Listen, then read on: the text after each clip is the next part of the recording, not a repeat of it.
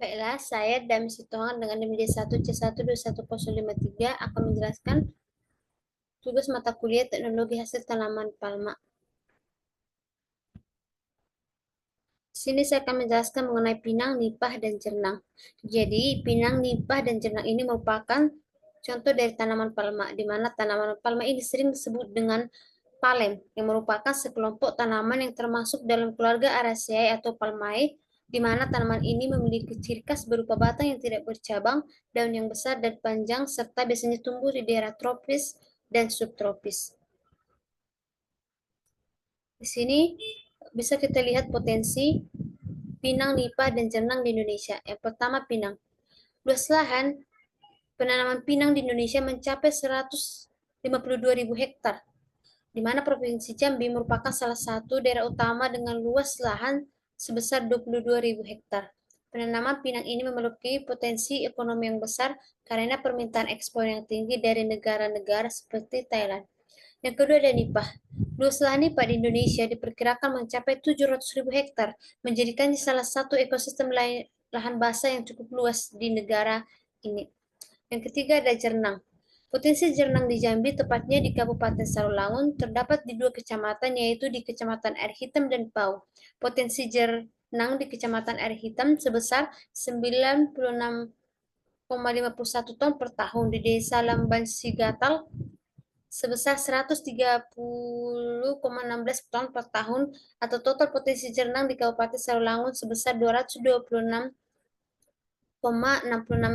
ton per tahun.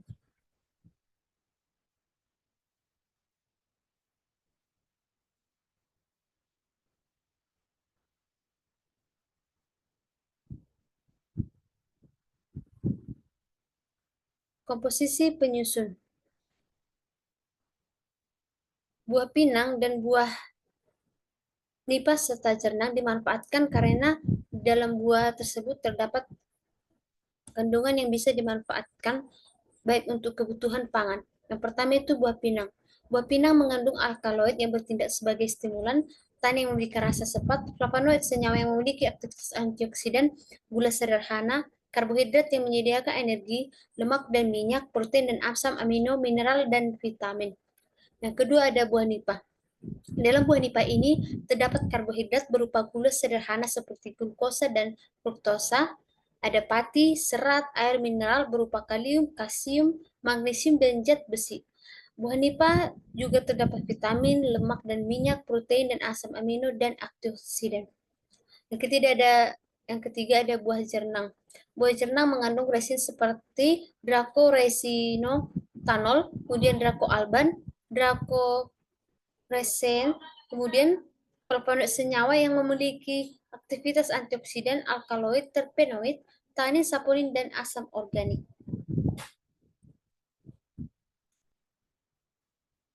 Kontribusi pinang, nipah, dan jernang di bidang pangan maupun non-pangan.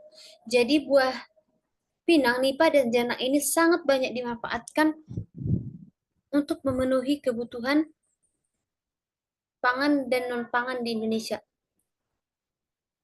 Yang pertama ada pinang. Untuk bidang pangan, pinang, yaitu niranya, dapat dimanfaatkan sebagai bahan baku pembuatan gula merah yang memiliki penggunaan luas dalam kuliner tradisional Indonesia.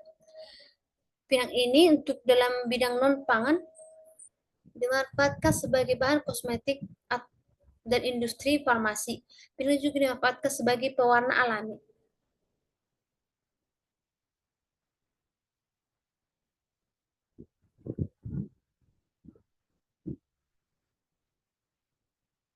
Kemudian ada nipah.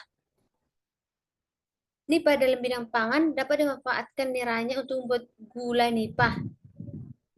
Juga sebagai minuman beralkohol seperti tuak. Nipah juga dibuat sebagai manisan. Kemudian dalam bidang non-pangan, nira nipah berpotensi besar sebagai bahan baku produksi bioetanol dan juga untuk industri kosmetik, kesehatan, dan juga untuk sebagai pembuatan kertas dan bahan bangunan. Nipah memberikan kontribusi besar yang penting terutama bagi masyarakat yang tinggal di kawasan pesisir karena nipah ini sendiri tumbuh di kawasan pesisir. Kemudian ada jernang.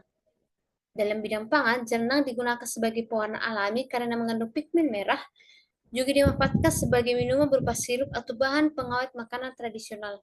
Kemudian dalam bidang non-pangan, jenang dimanfaatkan sebagai bahan farmasi dan kesehatan, industri kosmetik, industri kerajinan dan seni, industri pewarna. Jenang ini memiliki nilai ekonomi yang signifikan meskipun lebih terbatas dibandingkan komoditas lain. Pemanfaatan dalam produk farmasi, kosmetik, kerajinan memberikan peluang pasar yang berkembang bagi pasar lokal maupun internasional. Baik, di sini saya akan menjelaskan bagaimana teknologi proses untuk buah pinang, nipah, dan jernang. Yang pertama, buah pinang. Proses pengolahan buah pinang melibatkan beberapa tahapan untuk menghasilkan produk yang bernilai ekonomis tinggi seperti biji pinang kering, serbuk pinang, atau ekstrak pinang. Berikut ada beberapa teknologi dan langkah dalam proses pengolahan buah pinang, seperti pemanenan, pemisahan buah dan biji, pengeringan, pengupasan dan pemotongan, penggilingan, dan ekstraksi. Kemudian selanjutnya ada teknologi proses buah pinang, yaitu teknologi tambahan.